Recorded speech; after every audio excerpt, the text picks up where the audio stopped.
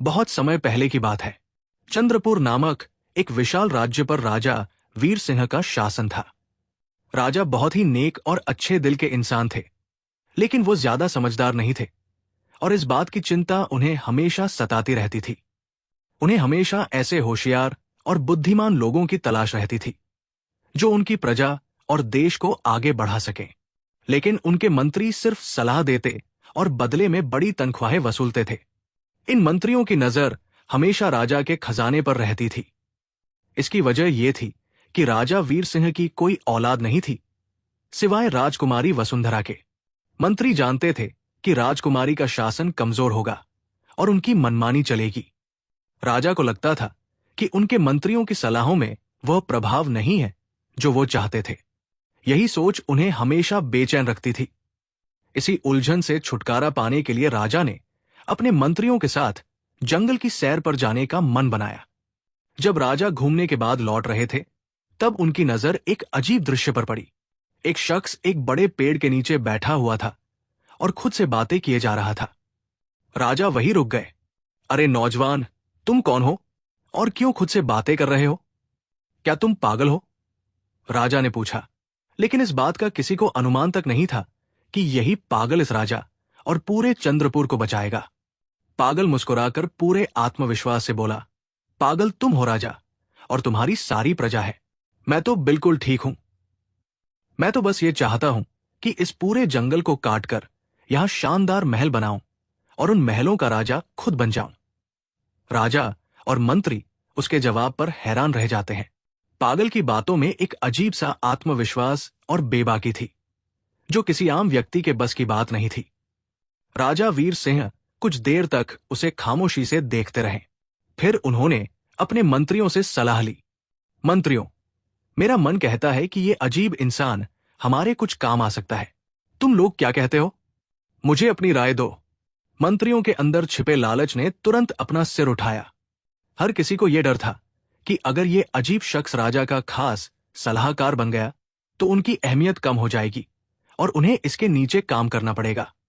एक मंत्री ने दूसरे से कहा, मंत्री जी, मुझे तो ये खतरा लगता है। कहीं ऐसा ना हो ये हम सब पर हावी हो जाए और हमारी कुर्सियां छीन जाए।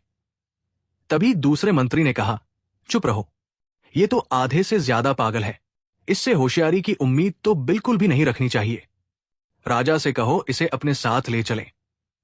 मंत्रियों ने सोचा, ये पागल हमारा क्या ही बिगाड़ देगा, मगर उन्हें यह नहीं पता था कि कुदरत को कुछ और ही मंजूर था। आखिर में सबने मिलकर राजा को सलाह दी, महाराज, इसे महल ले चलिए। अगर ये बहादुर निकला तो काम आएगा, और अगर ये सच में पागल हुआ तो हम इसे बाद में दोबारा जंगल में छोड़ देंगे। राजा वीर सिंह ने मंत्रियों की बात मान ली और कुछ जोर दबाव डालकर पागल को अपने साथ चलने के लिए राजी कर लिया। चलते चलते रास्ते में अचानक उस पागल ने घोड़े को दूसरी दिशा मोड़ दिया और भागने की कोशिश करने लगा। राजा और मंत्रियों ने उसका पीछा किया, उसे दोबारा काबू में किया और फिर उसी रास्ते से चंद्रपुर के महल की तरफ निकल पड़े। जैसे ही वे लोग महल पहुंचे तो सब हैरान रह गए। वहां भीड़ जमा थी। सब खुशी से नारे लगा रहे थे और राजा को मुबारकबाद दे रहे थे। महाराज, आप सलामत हैं। जिस रास्ते से आप सैर के लिए गए थे वहां दुश्मन की एक बहुत बड़ी फौज छिपी बैठी थी। उनके पास जबरदस्त हथियार थे। हमें तो पूरा यकीन था कि आप वापस नहीं आएंगे। महाराज, आप तो बहुत होशियार निकले। मौका देखकर आपने रास्ता बदल लिया और अपनी जान बचा ली। राजा वीर सिंह ने खामोशी से उस पागल की तरफ देखा और दिल में सोचा, ये शख्स वाकई कोई मामूली नहीं है, कुछ खास है। इस पागल ने ही तो जानबूझकर घोड़े का रास्ता बदला था और हम सबको दुश्मन के घात से बचाया था। सिपाहियों, जल्दी करो, इस शख्स के लिए एक बेहतरीन कुर्सी तैयार करो। आज से ये मेरे साथ रहेगा। मंत्री जो पहले ही डर चुके थे तुरंत बोल पड़ते हैं, महाराज, ये शख्स पागल है, कहीं ये आपको नुकसान न पहुंचा दे। आपके साथ तो हम जैसे अक्लमंद लोगों को होना चाहिए। नहीं, ये शख्स सबसे ज्यादा बुद्धिमान है। इसने चुपचाप एक खतरनाक दुश्मन से बचाया। यही होती है सच्ची वफादारी की निशानी। अगर ये ना होता तो तुम में से किसी को खबर भी नहीं होती कि रास्ते में दुश्मन छुपा बैठा है। हमारी जान इसी की होशियारी की बदौलत बच पाई है। राजा के इस फैसले के बाद महल में एक नया विवाद शुरू हो गया। मंत्री जो सदियों से नस्ल दर नस्ल उन कुर्सियों पर बैठते आए थे, उन्हें यह बिल्कुल गवारा नहीं हुआ कि एक अजनबी और वह भी पागल कहलाने वाला शख्स आकर उनके बराबर बैठ जाए। वे सब दिल ही दिल में जलने लगे। उनके अंदर जलन की आग भड़क उठी और उन्होंने उस पागल के खिलाफ साजिशों का जाल बुनना शुरू कर दिया। अगले दिन सुबह सुबह सारे मंत्री पागल के पास पहुंचे। भाई साहब, हमें आपसे एक जरूरी बात करना है। आपको हमारे राजा के वसूलों और दरबारी अदब का कुछ अंदाजा नहीं है। हम तो बस यही चाहते हैं कि आप किसी गलतफ हमी में कोई ऐसा कदम ना उठा लें जिसकी वजह से आपको सजा भुगतनी पड़े। पागल हैरत से घबराते हुए बोला, क्या मतलब? मुझे सजा मिलेगी? अरे मैंने तो कभी नहीं कहा था कि मुझे यहां महल आया जाए। ये कैसी मुसीबत है? मुझे वापस ले चलो। पागल के घबराहट भरे शब्दों से मंत्रियों के चेहरों पर हल्की सी खुशी की लहर दौड़ गई। उन्हें लगा कि उनकी चाल कामयाब हो रही है, लेकिन राजा के डर से वे उसे महल से बाहर नहीं निकाल सकते थे। इसलिए नरमी से अपनी बात मनवाने की कोशिश करते हुए बोले, भाई साहब, आपको अंदाजा नहीं है कि अगर आप हमारी बात मानेंगे तो आपको क्या कुछ मिल सकता है। ठीक है, बताओ क्या करना है मुझे। हमारे दरबार की परंपरा है कि दरबार का आगाज तभी होता है जब कोई शख्स राजा को जोर से थप्पड़ मारे या कोई ऐसा काम करे जिससे दरबार जागृत हो जाए। पागल, जो अकल से बिल्कुल पैदल था, बोला, अरे ये तो कोई बड़ी बात नहीं। थप्पड़ क्या, मैं तो राजा को लात भी मार सकता हूं। मंत्रियों ने कहा, जब राजा कुर्सी पर बैठते हैं तो तुम जाकर उनकी गर्दन पर जोरदार थप्पड़ मारना।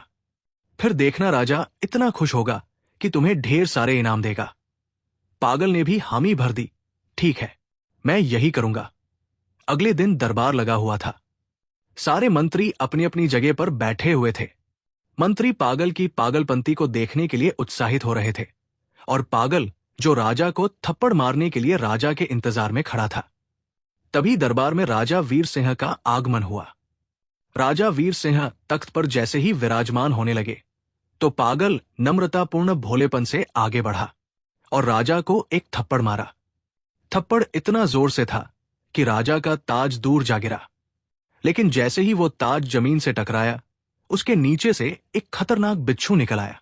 राजा वीर सिंह तुरंत चौंक कर खड़े हुए और उन्हें यह समझते देर ना लगी कि अगर वो ताज उनके सिर पर होता तो बिच्छू उन्हें काट लेता। राजा डर और शुक्रगुजारी से भर जाते हैं। वो तुरंत पागल को गले लगा लेते हैं। राजा वीर सिंह खुशी और भावुकता से सबके सामने ऐलान किया, सुनो मेरे प्रजा के लोगों, ये सिर्फ इकलौता शख्स है जो मुझे सच्ची मोहब्बत करता है। अगर ये मुझे थप्पड़ ना मारता तो शायद ये मेरा आखिरी दिन होता। ये जहरीला बिच्छू मुझे काट लेता और मैं आज आप सबके सामने नहीं होता। सिपाहियों, इस बहादुर और अक्लमंद इंसान को हमारा सबसे खास महल दे दिया जाए और एक अच्छी सी दावत रखी जाए। आज मैं तुमसे बहुत खुश हूं। तुमने मेरा दिल खुश कर दिया।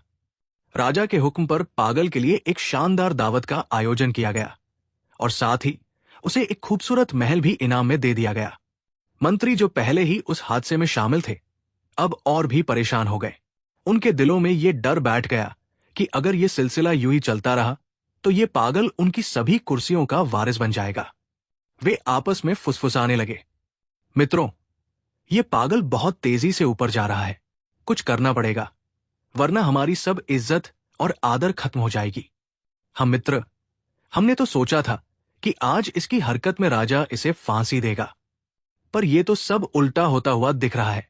दूसरी तरफ वो आधा पागल दिल ही दिल में सोच रहा था, ये मंत्री और प्रजा के लोग तो वाकई बड़े सच्चे और हमदर्द हैं। देखो कितनी जबरदस्त सलाह दी थी। मेरी तो किस्मत ही बदल गई। अब ये लोग जो भी कहेंगे मैं वही करूंगा। उसने खुशी खुशी मन में फैसला कर लिया कि अब से वो जो कहेंगे वो वही करेगा। अगली सुबह पागल अपने इनाम में मिले महल में आराम से बैठा था। मंत्रियों ने मौका अच्छा जाना और अपना अगला जाल बिछाया। मंत्रियों ने कहा, भाई साहब, कल की तरकीब कैसी लगी? अगर आप राजा को थप्पड़ ना मारते तो राजा आप पर शक करता और शायद आपको सजा भी हो जाती। पागल ने जवाब दिया, बिल्कुल, आप लोग बहुत अच्छे हो। आपकी तरकीब ने तो मेरी किस्मत बदल दी। इसके बाद मंत्रियों ने कहा, अब एक और बात सुनो। सुबह जब दरबार लगे और राजा अपनी कुर्सी पर बैठने लगे, तो तुरंत पीछे उसकी कुर्सी खींच देना। देखना इस बार तुम्हें आधे राज्य का हिस्सा भी मिलेगा। ये काम आसान नहीं है, लेकिन तुम तो बहादुर हो, कर लोगे। पागल ने फिर से हामी भर दिया। अरे क्या, मैं तो दो दो कुर्सियां भी खींच सकता हूं। अगली सुबह जब दरबार लगा, दोबारा से मंत्री अपनी नजरें गड़ाए बैठे हुए थे और पागल राजा के इंतजार में खड़ा था। थोड़ी देर में राजा वीर सिंह का दरबार में आना हुआ। जैसे ही राजा वीर सिंह तख्त पर बैठने लगे, पागल ने मौका देखकर कुर्सी पीछे खींच ली, मगर राजा ने खुद पर काबू रखते हुए गिरने से पहले ही संभल कर खड़े हो गए। जब राजा ने पीछे मुड़कर देखा तो हैरान रह गए। कुर्सी का एक पांव अंदर से पहले ही टूट चुका था। राजा ने तुरंत पागल की तरफ देखा और गले लगाते हुए सबके सामने ऊंची आवाज में बोला, देखो ये शख्स कितना होशियार वफादार है। अगर ये ना होता तो मैं कुर्सी समेत जमीन पर गिर जाता और जख्मी हो जाता। इसने तो मेरी जिंदगी बचा ली। राजा ने फिर उसे विशेष सम्मान देकर अपनी फौज का सेनापति बना दिया और दरबार में एक बार फिर उसकी बहादुरी की तारीफ की गई। मंत्री सिर पकड़कर रह जाते हैं। वे जो उसे हर बार गिराने आते, उल्टा उसकी इज्जत और बढ़ जाती। मंत्री जी, ये कैसी मुसीबत है, खत्म ही नहीं होती। हम तो चाहते हैं कि उसे सजा हो, राजा नाराज हो और वो फांसी चढ़े, मगर ये हर बार बाजी मार जाता है। अरे हाँ मित्र, इस पागल को सेनापति का पद देकर राजा ने ठीक नहीं किया। ऐसे तो नहीं चलेगा, इस पागल को कुछ करना ही पड़ेगा। राजा ने पहले अपना खास बनाया, आज सेनापति और कल राजा अपनी कुर्सी भी दे देगा। आज महल के सारे सिपाही उसके नीचे हैं, ऐसे तो कल सारा राज्य उसके कब्जे में होगा और फिर हमें उसकी जी हजूरी करनी पड़ेगी। अरे मंत्री जी, ऐसी बहकी बहकी बातें मत करो, हम लोग ऐसा होने नहीं देंगे। अब मामला हाथ से निकलता देख सब मंत्रियों ने मिलकर एक गहरा मंसूबा बनाया। ये मंसूबा पूरे चंद्रपुर रियासत को हिलाकर रख सकता था। सबने मिलकर फैसला किया कि वे पड़ोसी राज्य के राजा से छिपकर खुफिया संपर्क करेंगे, उन्हें जंग के लिए उकसाएंगे और वादा करेंगे कि हम सब तुम्हारा साथ देंगे। उन्होंने पड़ोसी राजा को संदेश भेजा कि हम चंद्रपुर पर हमला करेंगे। राजा को पूरा भरोसा दिला दिया जाएगा कि प्रजा उसके साथ है। बस तुम्हारा काम सिर्फ इतना है कि हमारे पागल सेनापति को मारना है, बाकी सब कुछ हम संभालेंगे। जब पड़ोसी राजा ने जांच पड़ताल की तो वो जंग के लिए राजी हो गया। अब उन्हें सिर्फ एक काम करना था, अपने राजा वीर सिंह को जंग के लिए राजी करना। इसलिए मंत्रियों ने अपने ही कुछ आदमियों को हल्का सा जख्मी किया और राजा के सामने लाकर खड़ा कर दिया। महाराज, हम कब तक सब्र करें? अगर कल आपको कुछ हो गया तो पूरी रियासत का क्या होगा? दुश्मन हमला कर रहा है, बताइए हम क्या करें? हमें अभी फैसला करना होगा। देखिए हमारे लोगों का क्या हाल कर दिया। अब हम हाथ पर हाथ धरे नहीं बैठ सकते। महाराज, कुछ कीजिए। मंत्रियों की बातों और जख्मी लोगों को देखकर राजा ने जंग का ढोल बजवा दिया और अपनी फौज को मंत्रियों के साथ जंग के लिए रवाना कर दिया। अब लश्कर का सेनापति पागल था, जिसे ये लोग अकल से पैदल मानते थे। मंत्रियों ने चुपचाप पीछे से हंसते हुए सोचा कि अब तो पागल सेनापति का अंत निश्चित है। जब फौज दुश्मन मुल्क की सरहद पर पहुंची तो वहां की फौज पूरी तैयारी के साथ खड़ी थी। वहां पहुंचने पर पागल ने ऐलान किया और कहा, ऐ दुश्मनों, बाहर आओ। अगर हिम्मत है तो पहले मुझसे मुकाबला करो और पराजित करके दिखाओ।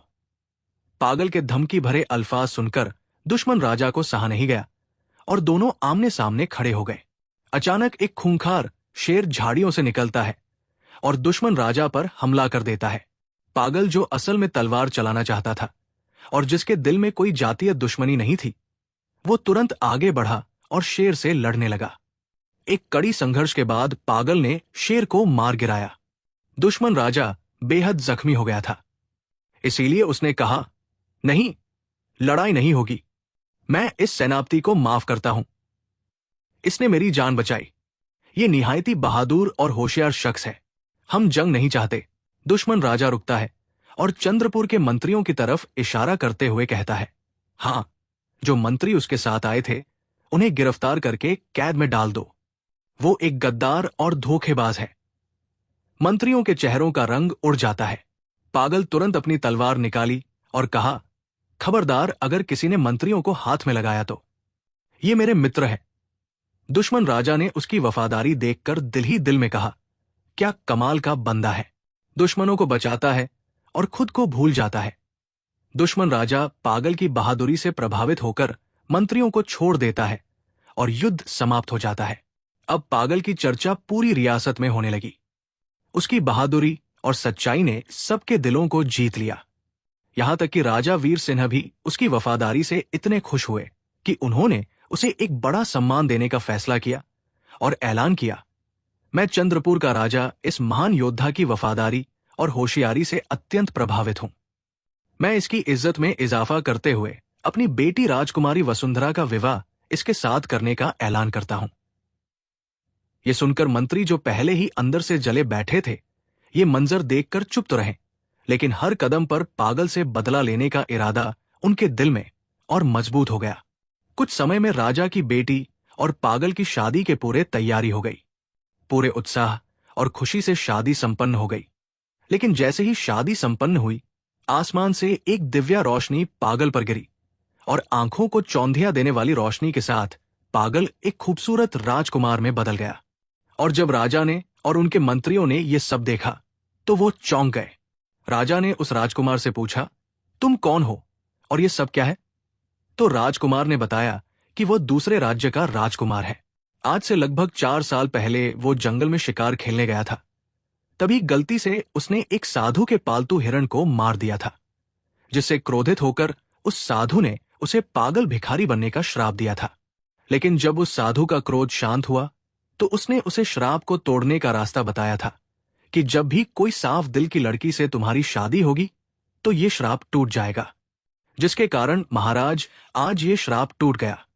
जब राजा को ये पूरी बात पता चली तो मैं बहुत खुश हूं।